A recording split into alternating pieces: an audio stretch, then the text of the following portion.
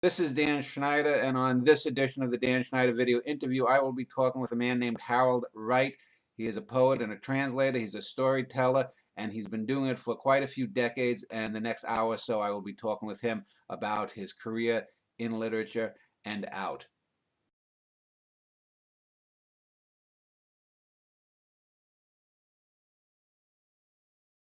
As I mentioned, I am speaking with Harold Wright, and I first came upon Harold's work 30 or so years ago with a book called The Selected Poems of Shuntaro Tanikawa, a Japanese poet of quite worth, and it was a book published by, I think, a now defunct press, the North Point Press, which was actually a good poetry press. So welcome, Harold, and just for people who may never have heard of you, if you could take a few minutes and just tell us a little bit about yourself, your life, where you grew up, how you got interested in arts, poetry, and your career.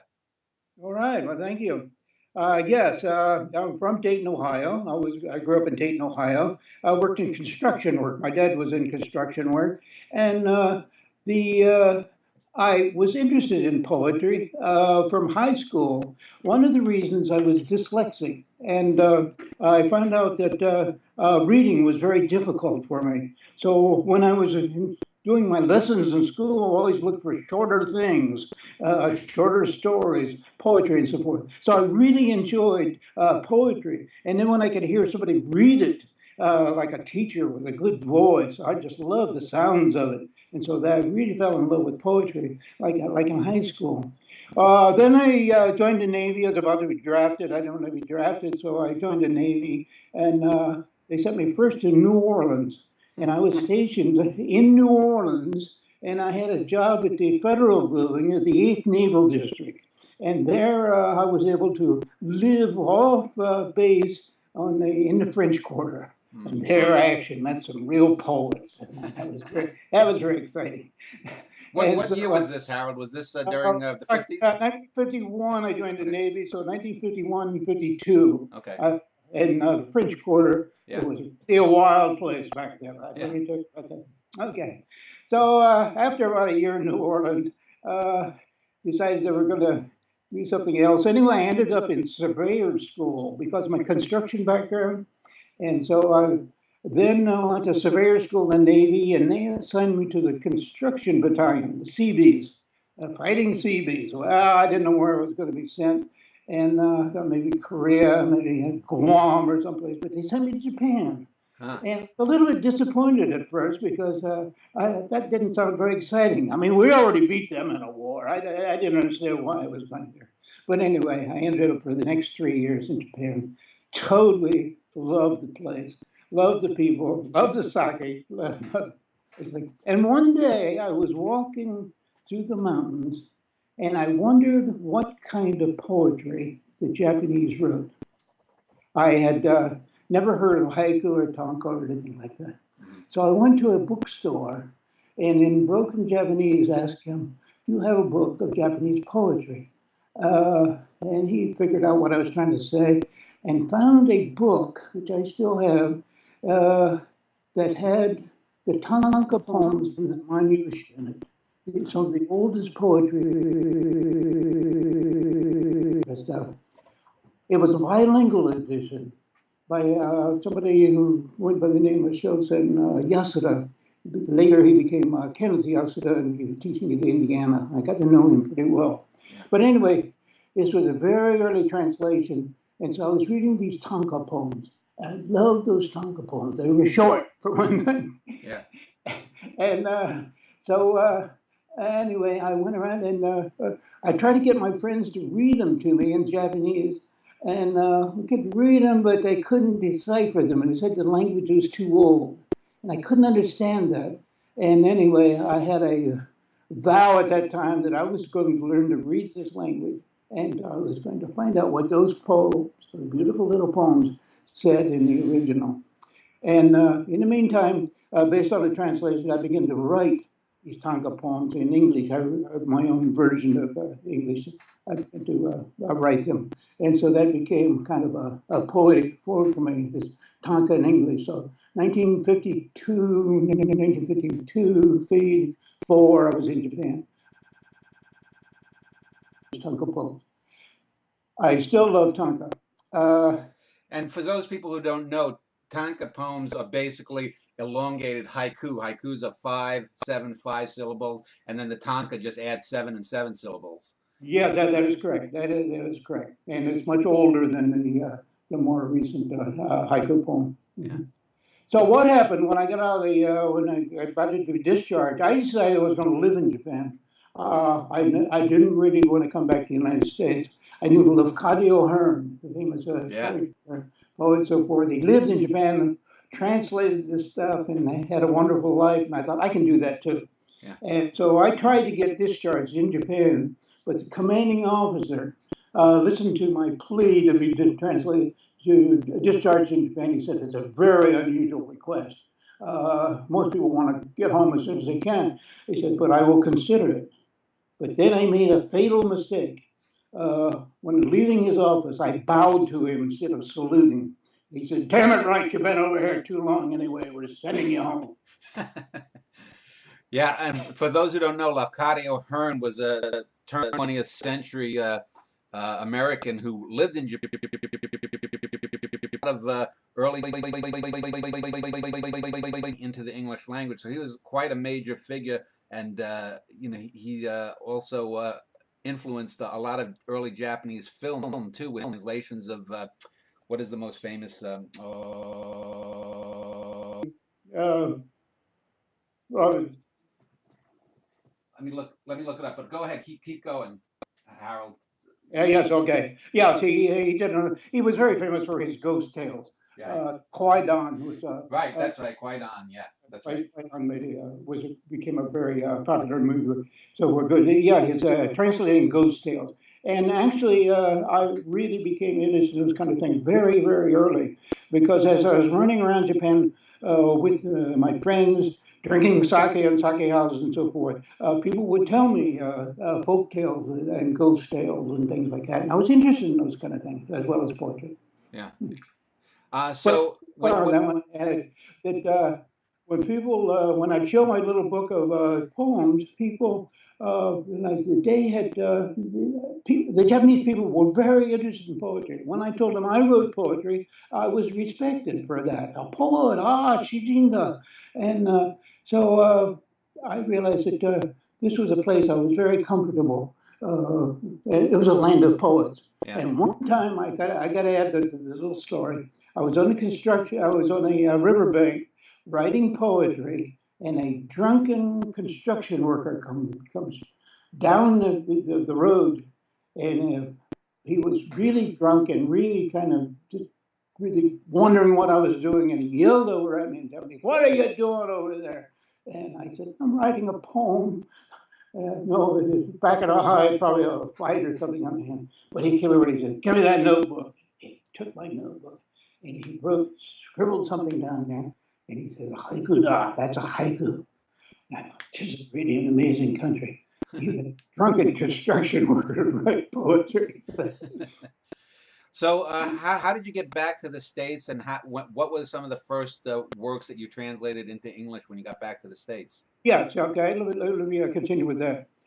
So I did get sent back to the United States, got discharged, went back to Ohio, worked at construction for a while, then caught a freighter back to Japan because I was determined to live in Japan. And when I got to Japan the second time, I realized I had the wrong kind of visa. I didn't know anything. I was so naive about so much, but I had the wrong kind of visa. So I lived in the slums of Osaka through the 56 until the spring of 56. And I was writing poetry. I was going around all these, the slum area, recording my things, writing stories about immediate post-war Japan and things like that. And I realized I couldn't stay in Japan because I had the wrong kind of visa. So I then wrote to the University of Hawaii, asking if they would accept me as a student because I had a GI Bill of rights. Yeah. And I figured I could study Japanese at Hawaii. And so that's what I did. I went to Hawaii and stayed there for the next 5 years. And while I was at the university studying Japanese, then I began to translate poetry. I took a course from Ukyo Uehara was his name, and Japanese literature and English translation. And he would put these poems on the board in Japanese and then try very painfully to explain what they were saying. Yeah. And I was sitting in the back of the class there, and I realized, that I could actually read Japanese a little bit by that time, and I had a pretty interesting. I could really understand what he was trying to say, and so I would jot down basically translations because I had already internalized the Tanka form in a 575, even in English. Mm-hmm. So, I mean, I know that is a translation. That's a kind of a question of whether you should do that or not. But anyway, I did do it. And so I could translate these poems as he wrote them on the board. And later I showed a bunch of them to him in class. He said, well, this is really amazing. These are real translations. And he said, in fact, he said, I can tell which poem was the original from your translation. So I thought, well, that's really good. Okay, that's one of the best compliments I ever had. So after that, then I published those in student translations. But I got so interested in poetry. By the time I left Hawaii, I had a master's degree, and my thesis was on the history of modern Japanese poetry from the time the Western influence came into Japan with the Romantic movement and the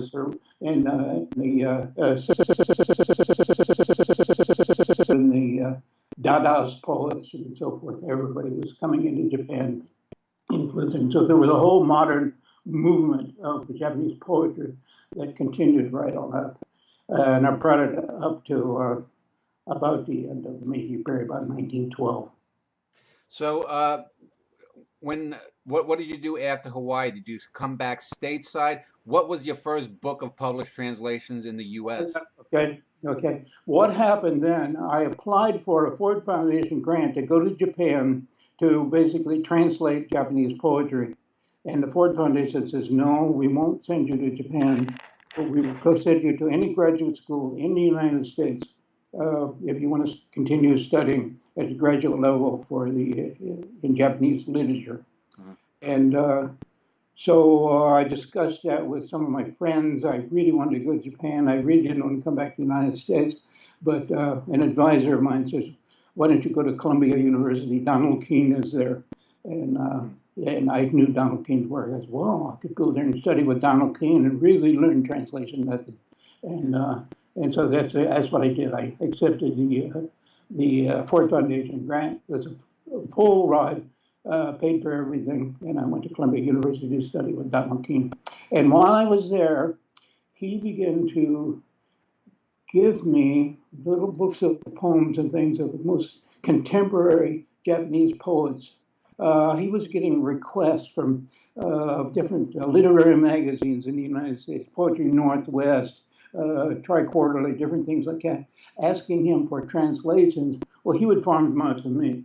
Because I was interested in that contemporary poetry and could translate it very well, quite well. Yeah. So, and then what happened is basically then after that I applied for a Fulbright to go to Japan to translate the work of Hagiwara Sakataro, and then he is the father of modern Japanese poetry. He's the one that really was able to solidify all the different things that were coming into Japan at the time, the spoken language, free verse, all that, and he did that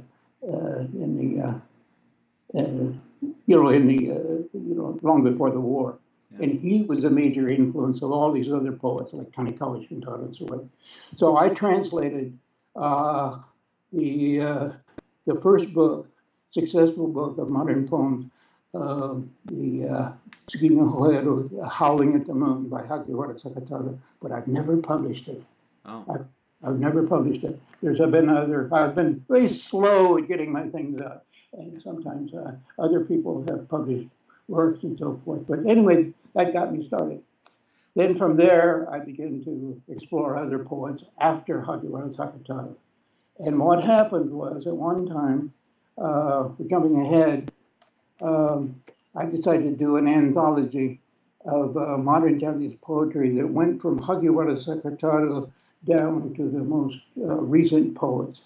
Uh, this was getting into the post-war World War II period. And I went to Japan and talked to a number of scholars, poets, translators, different people about some of the more significant poets that were there. I went to bookstores, bookstore owners, and I began making lists of all the poets that everybody. And there was one name that kept popping up on everybody's list, and that was Tanikawa Shuntaro. Yeah. So I kind of dropped my plans. It's a long story, but anyway, I dropped my plans eventually to do the anthology and focused on on Tanikawa Shuntaro. And then I trained. So then my first real book of modern Japanese poetry translations was Tanikawa Shuntaro. Okay. Well, let me ask a question about translation. I asked this a couple of days ago when I was speaking with a fellow who translated Russian poetry, Robert Tracy. Have you only translated Japanese poetry then? Have you translated any other languages? No. I heard your question about that. It was very interesting for me to hear some of the other gentlemen talk about that. But no, I've only translated Japanese. So do you find it more freeing to translate from a non-Roman alphabetic language, taking ideograms? Do you think it's easier than, let's say, if you knew some French and tried to translate a French poet? Can you guess? Yes, I did take a workshop one time in Antioch where I was teaching, and there was a translation of a poetry workshop, and we would do class exercises in French and German and so forth. And it seemed to me that it would be kind of hard to break away from that without being too literal. It would be kind of, there was this, it was in Japanese. Basically, it's a whole different act, and I can talk about the process of that I went through, especially with Tanikawa Shuntaro, because reading the Japanese in the first place is really, really difficult. You've got 2,000 Chinese characters, and each one of those has a couple, at least, sometimes up to 25 different pronunciations. It depends how it is in the context, what follows it, and so forth. And then there's 2 phonetic scripts. And so putting all that together in a thing is a really slow kind of reading. But once you get the concept of the poem, and one thing I like about Japanese poetry is very visual. You're not dealing with abstract concepts and so forth. Usually you can picture it. So having a very visual mind myself, and Tanikawa and all the visual poets always made their poems made very clear pictures, and illustrators love them because of that. But anyway, once I could get the poem together in my head, find out what it is, find out the rhythm and the visual imagery of it and so forth, then translating became just a kind of a recreating, in my own language. A rule of thumb was, if this guy was writing in English, how would he say that? If you're writing in Midwestern dialect of English, how would he say that? And that was kind of a rule of thumb for me. But to get back to that, what I did with working with Tanikawa, I was asked him then to record for me his poems before I translated. So you actually knew him. You know him. Oh, I know him very well, very well. And as I began to translate him, he got invited to an international poetry festival at the Library of Congress. Okay, they picked different poets from different countries, and he was representing Japan. Well, they asked him if he had a translator, and he said, "Well, Harold Wright's been translating some of my poems." So I got invited to go to the Library of Congress as well. So I was able to go there, and meet him. Oh, no, I'd already met him in Tokyo. We discussed his work and we already started translating. But we started doing these readings in the Library of Congress, and I realized that this guy was really a performance poet. He put so much into his poetry, emotion, and body language, and all these things. He just really got to talk. Oh, that's really, really wonderful to watch.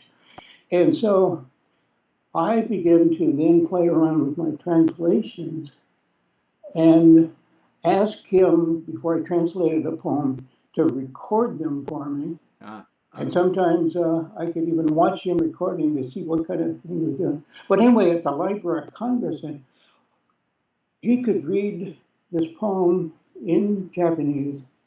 I would follow a translation, and I could not only kind of imitate his performance, it could really turn out a really decent translation. So it was both the performance aspect of it I was translating, but after that, everything that I'd had a hard copy in a book, but I would ask him to translate it, and I would ask him to read it if I could. And sometimes I had video. I had an old Portapack video camera at the time, and I even took video of him and watch him perform that, and that really helped with my translation. Yeah, I would think that if you could see the inflections and intonations that aren't available on paper, it would help you. Absolutely, and just a very concrete example of that is he uses a lot of humor and irony. Yeah. And I could hear that in the Japanese, and then I could do something in my English that would do that. But seeing humor on the page, especially if it's a sly humor. Yeah.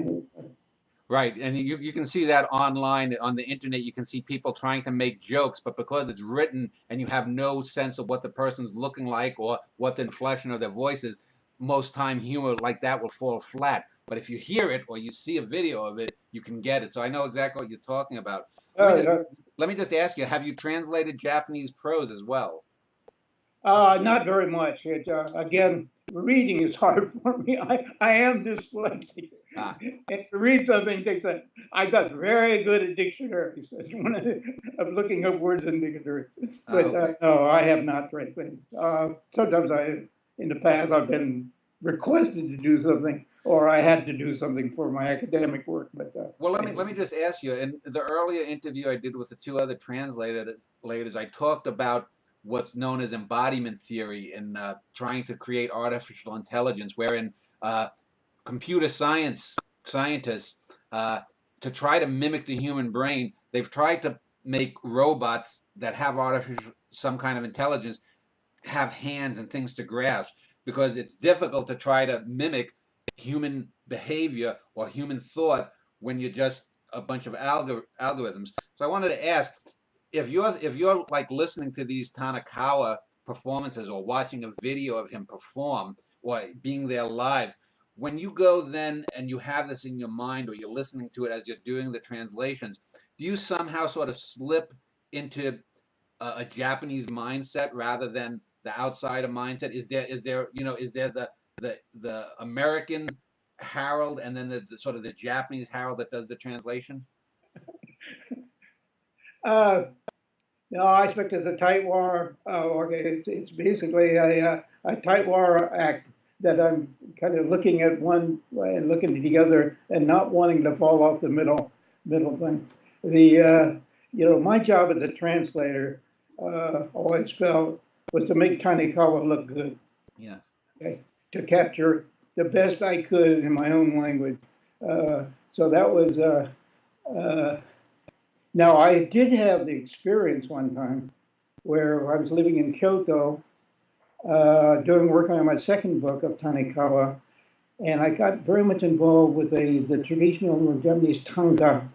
I met a Shinto priest that was interested in the old tanka, and so while I was doing both these things, but he said to me, there's a class being taught in tanka writing over at one of the Shinto shrines. He says, "Why don't we do that?" I said, "I've never written anything in Japanese. I don't know if I could do it." He said, "Oh, yeah, you're Japanese good." So we went over and took this class in traditional classical tanka writing. And oh, that was a lot of fun for me. And I found I could write tanka that were acceptable by the teacher in the class and so forth. And but when I tried to translate them, I couldn't translate my own work.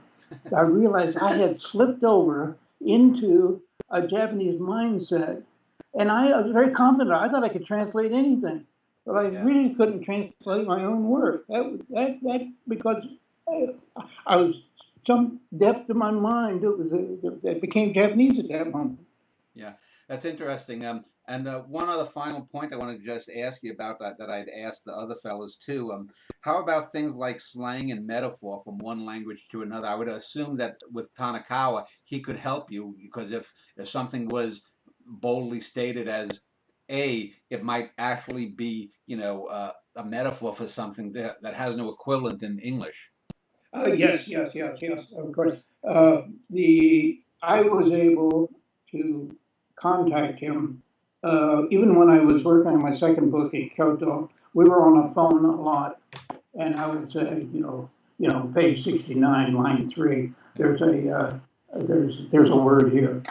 Another aspect of the Japanese language, I really have to say, is that Japanese is a very, very vague language.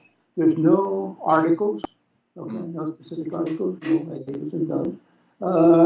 And there's no distinction between plurals and singulars. So if you have a line like Kini Toriganagu, which I could translate as a bird is singing in a tree, I really don't know from the written text whether that's one tree, one bird, or a whole flock of birds. Okay, there's a famous Basho poem, Kare ni karasu tomikiri hakino kure. In a withered tree, a crow is settled. Evening in autumn is kind of a translation. Yeah. But there's been debate over the centuries whether that's a flock of crows, one crow, how many birds, and different illustrators. Okay, there's a whole thing of illustrating haiku and so forth. Illustrators have painted pictures of a whole bunch of crows up there. So calling up Tanikawa and asking him specific like that. There are different slang things that I would ask him in, and I would come up with my own equivalent of different slang, sexual references and so forth. And I had to be careful what I was coming up with, but play around with that. Right, but and in the Basho poem you mentioned, it's important too because if it could turn what the poem might be, because if you're talking about a singular crow, it's more likely to be a symbolic crow, whereas if you're seeing multiple crows, it might be a more naturalistic poem. So I think that's absolutely correct. Yeah. So, well, let's wrap up this segment about the translation, and let's get into talking about some of the things you've done in more recent times, including storytelling and your website, and we'll talk a little bit about that when we return.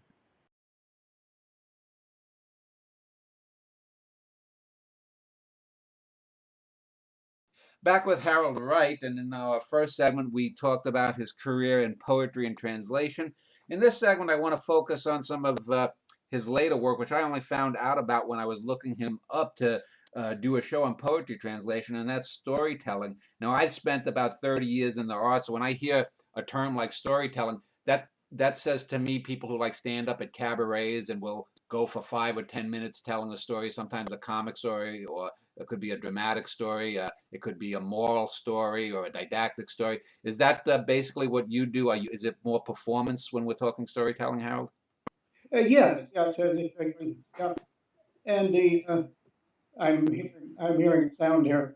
Oh, I I don't. It seems okay to me. Okay. Yeah, go ahead. And there's just kind of an echo. But anyway, let me just talk. Yeah. Yeah, storytelling. I was coming back from Japan and I was reading one of the magazines, the airline magazines, and there was an article about the storytelling revival that was happening in Jonesboro, Tennessee, that had been going on for a number of years. And basically, what this was about was a group of Appalachian storytellers were trying to revive this town, find something interesting to do. So they basically, it's been going on for 30, 40 years now. But I can't remember the exact date. But anyway, the storytelling revival really sounded interesting to me. And so what happened was, got back and I had just got married to my present wife, Johnatha, Wright, and we decided to take a trip down to Jonesboro, Tennessee, to see what that was about because she and I both grew up in Appalachian kind of families that told stories, family stories. We didn't debate things very much. We told stories about different people in the family. And so anyway, we thought it would be interesting. So we went down and saw that. And there were all the different kinds of stories that you were talking about, including folk tales of different kinds. And so we really enjoyed that for a long weekend. And coming back, we said, that looks like that would really be fun to do. Maybe we should try that. So we found out there was a local group in not too far from Dayton, and we joined that and began to tell a story. Since that time, with the storytelling revival, there are now statewide organizations in every state union. There's every major city has all kinds of storytelling groups, and guilds of different kinds.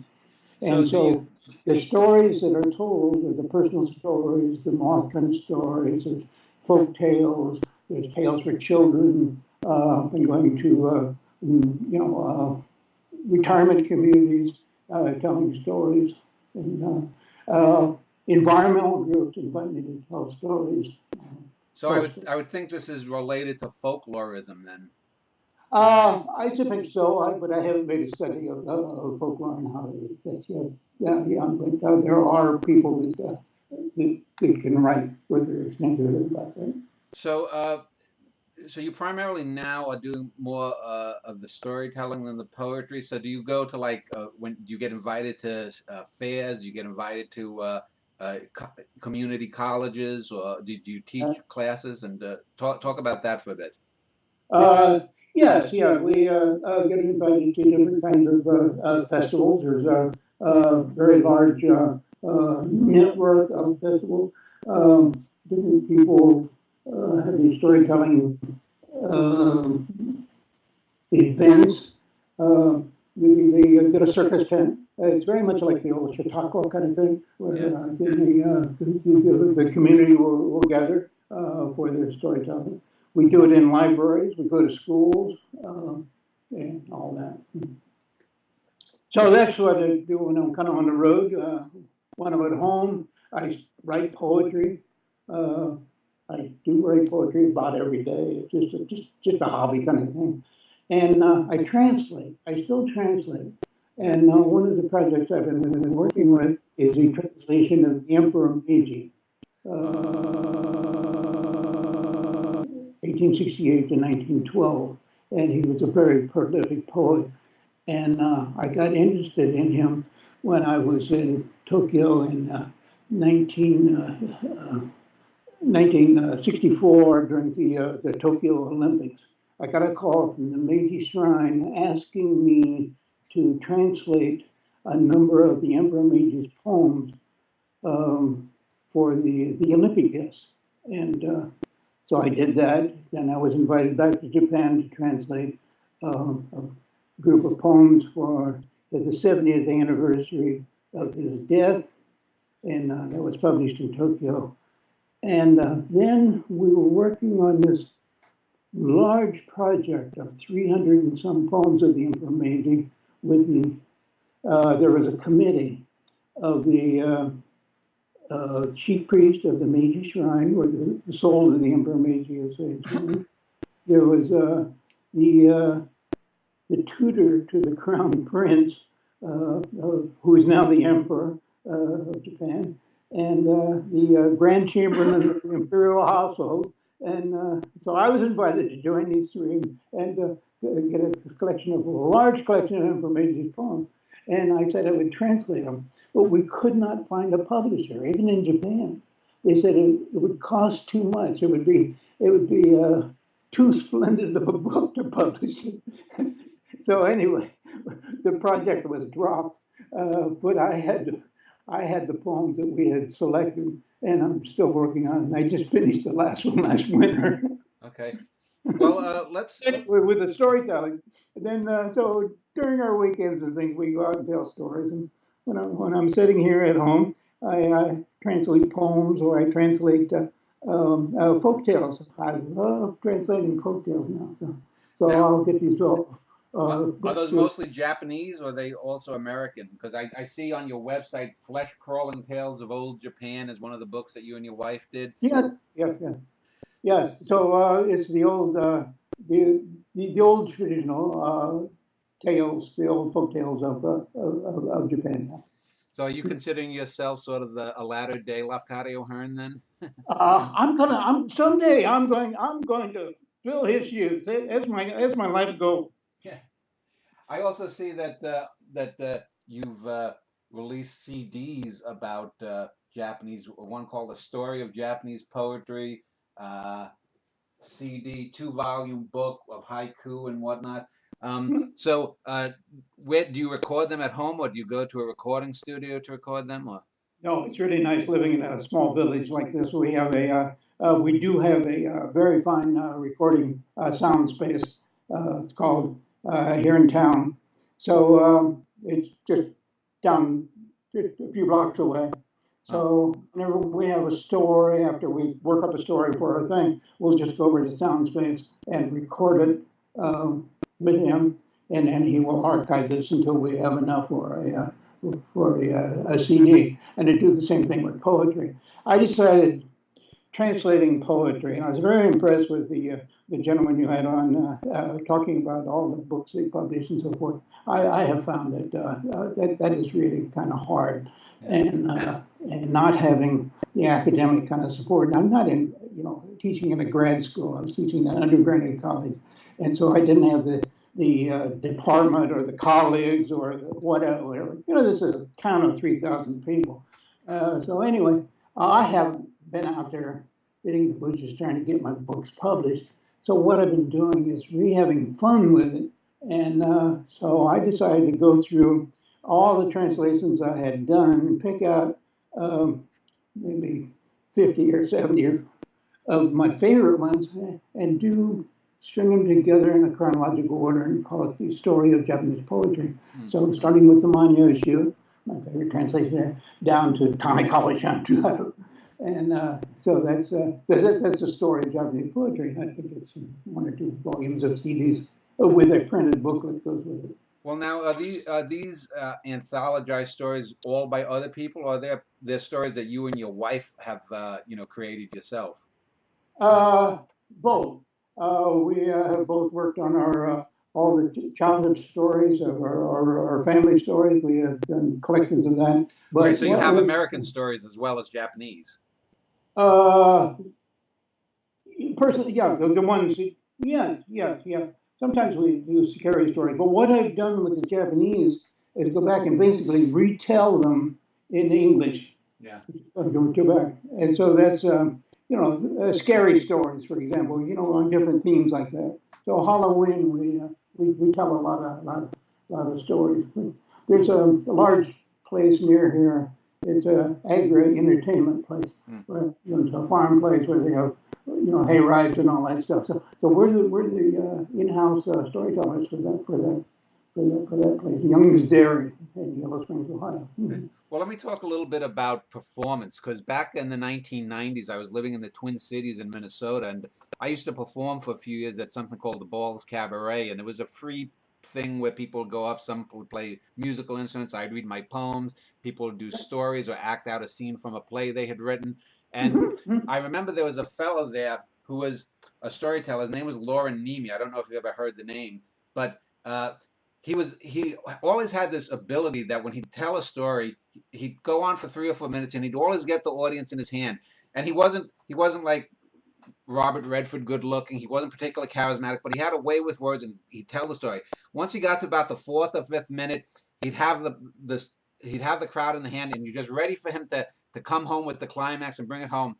But then he'd go on for the 6th minute and the 7th minute and the 8th minute and the 9th minute, and you would just be like, when is he going to end this? And it's like that old unwritten rule that you never have the climax of a story less than 90% into the story. And so I want to know, when you're performing or when you've seen good performers, do you have those kind of little rules, about, always needing, don't go on too long. Know when you have, and depending on the audience, there are some audiences that maybe you have to shorten a story for a little bit because they're more impatient. Yes. So let's talk a bit about the mechanics of performance, if you will. Very, very good question. Yeah. One of the things I really liked about storytelling when I discovered it was that you didn't need paper. And I realized reading poetry, even something exciting like Untitled, okay, I've never been able to memorize poetry. My translations, my own original poetry, and I always had a piece of paper in front of me.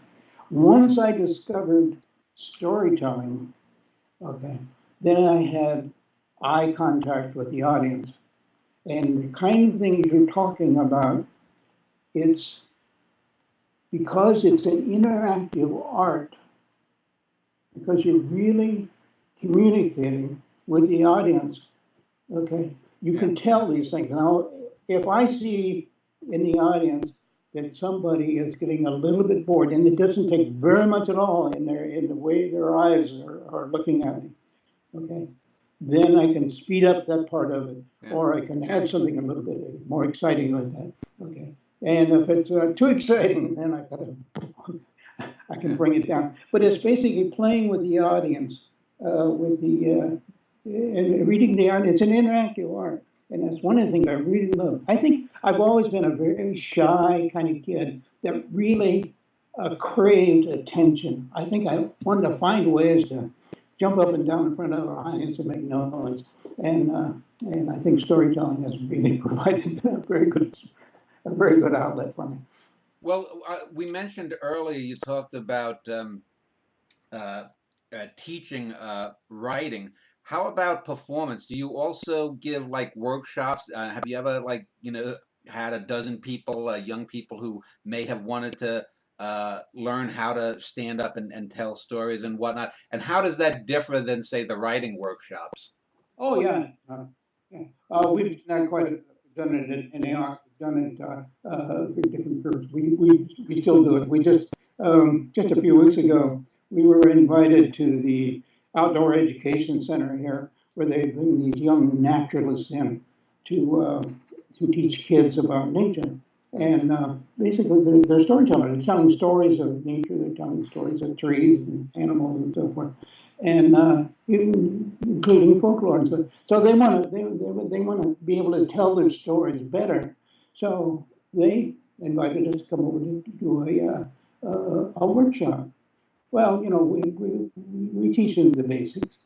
Stories have a beginning, they have a middle, and they have an end. And it's very nice to, as you were talking about the one example, sometimes you're expecting the end and it never comes. Yeah. I know people that you got to have a very clear ending, and it's got to come and at the appropriate place.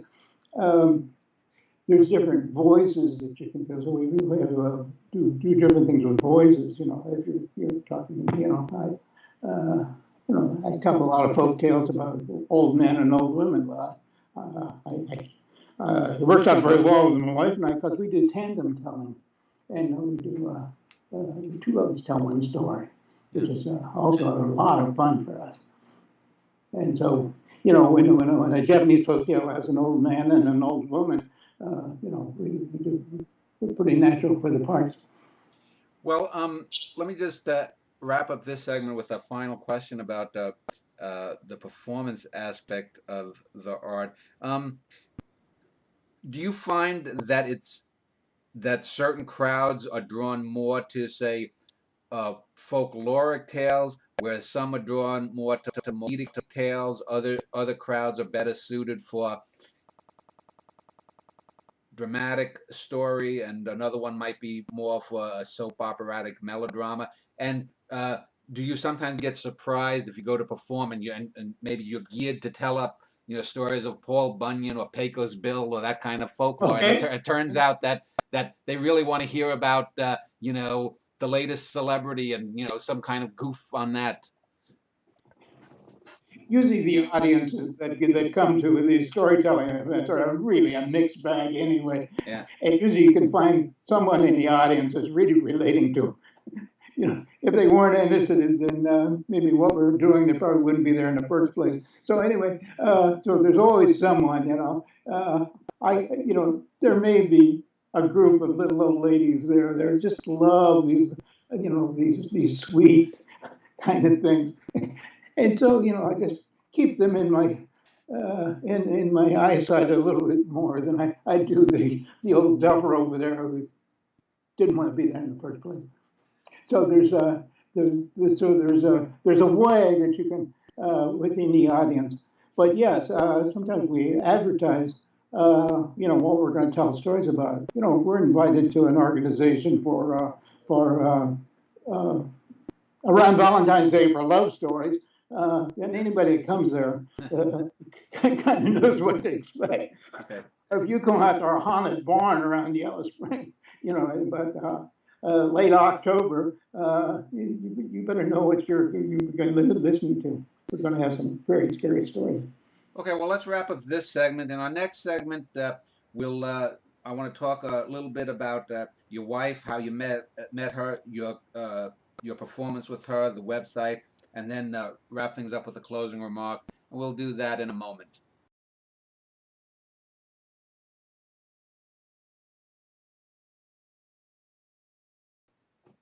In this segment, I want to talk with you, Harold, a little bit about your wife, because when I first looked you up to find you, hoping you were still alive and kicking to do the poetry translation show, I found your website, which I will have linked below this video. It's called JonathaandHarold.com.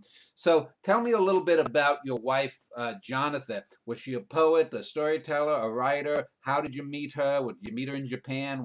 Whatnot? Okay.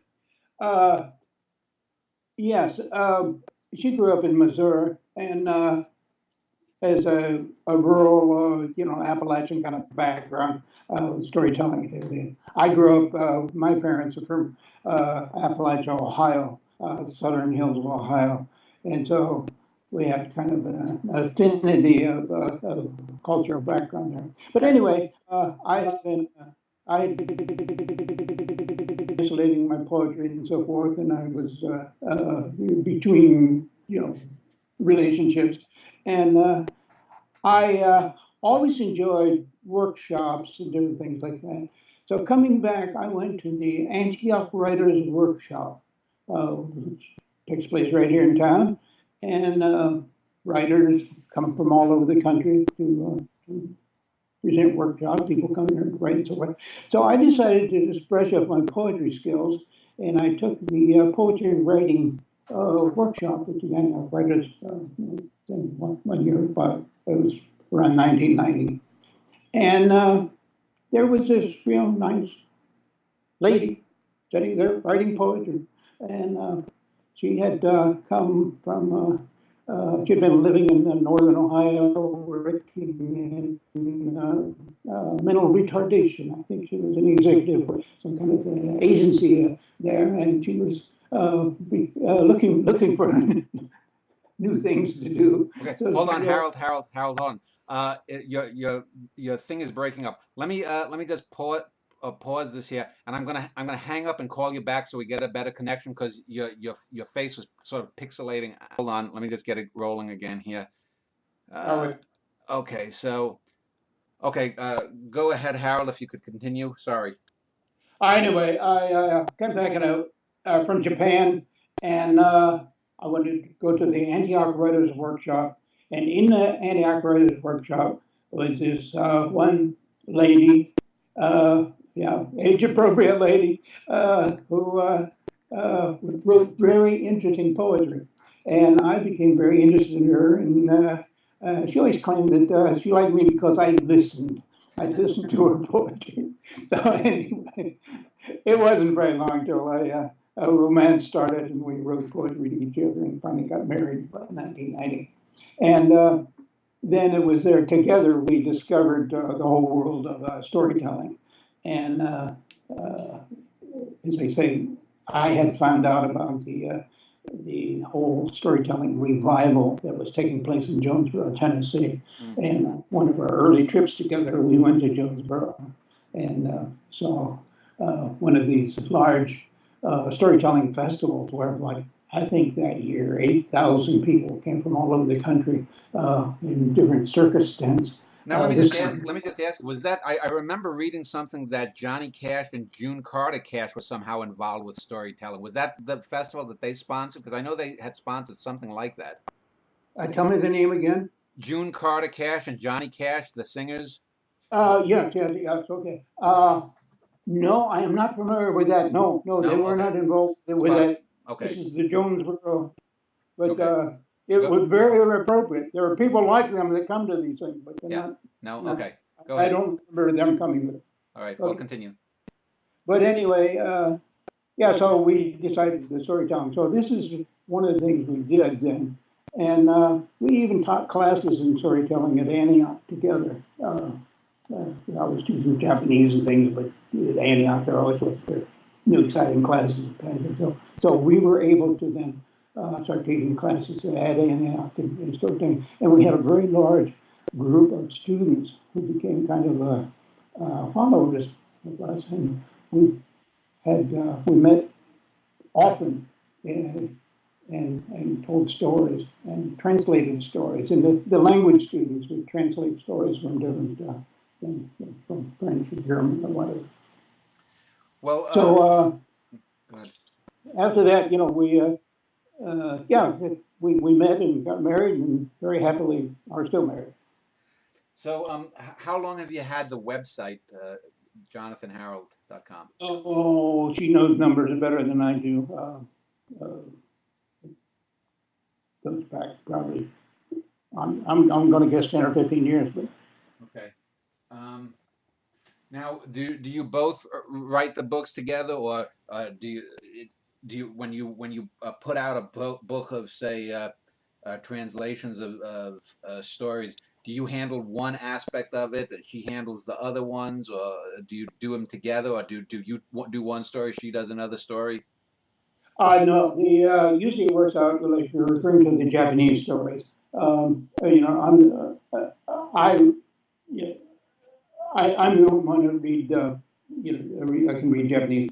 So anyway, I do like a draft of a story, and we pass it back and forth, and she's much better at the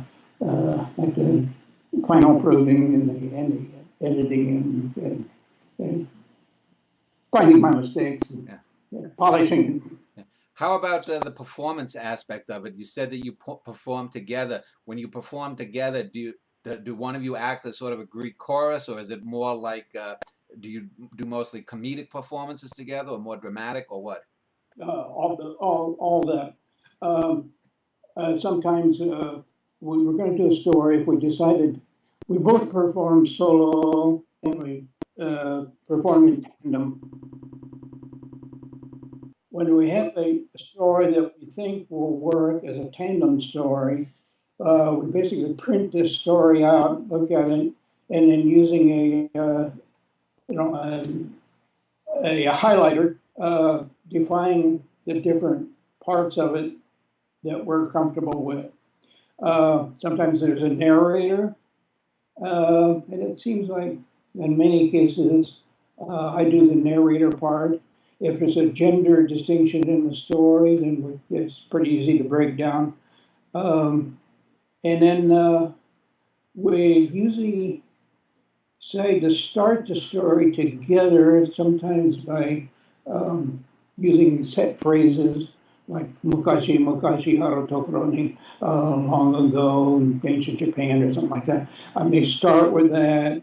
She does the English of that, and uh, then we end up usually with saying something in unison, like a chant. Okay, that's usually our ending.